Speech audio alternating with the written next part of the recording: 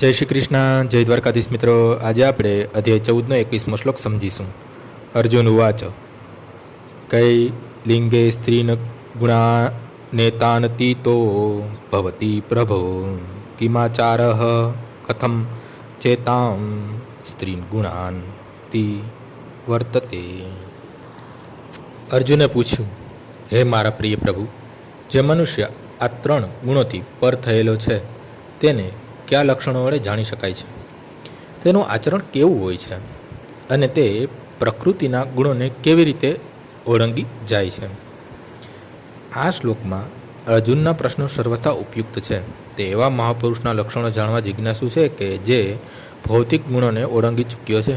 સર્વપ્રથમ તે એવા દિવ્ય પુરુષના લક્ષણો અંગે જિજ્ઞાસા કરે છે કે કોઈ કેવી રીતે જાણે કે તેણે પ્રકૃતિના ગુણોના પ્રભાવને ઓળંગી લીધા છે. તેનો બીજો પ્રશ્ન છે, આવો મનુષ્ય કેવી રીતે રહે છે અને તેની પ્રવૃત્તિઓ કેવી હોય છે? શું તે નિયમિત હોય છે કે અનિયમિત? પછી અર્જુન પૂછે છે, કયા સાધનો દ્વારા પોતે દિવ્ય સ્વભાવ પ્રાપ્ત કરી શકે? આ અત્યંત મહત્વનું છે. જ્યાં સુધી મનુષ્ય એવા પ્રત્યેક સાધનોને જાણવા ન પામે કે જેનાથી મનુષ્ય સદૈવ દિવ્ય અવસ્થામાં રહી શકે, ત્યાં સુધી તે લક્ષણો દર્શાવવાની શક્યતા જ રહેતી નથી. એટલે જ અર્જુન દ્વારા પૂછાયેલા આ બધા પ્રશ્નો અત્યંત મહત્ત્વના છે અને ભગવાન તે પ્રશ્નના ઉત્તર આપે છે. આજનો શ્લોક અહીં પૂર્ણ થાય છે. આવતીકાલે ફરીથી સવારે 6 વાગ્યે મળીશું. જય શ્રી કૃષ્ણ.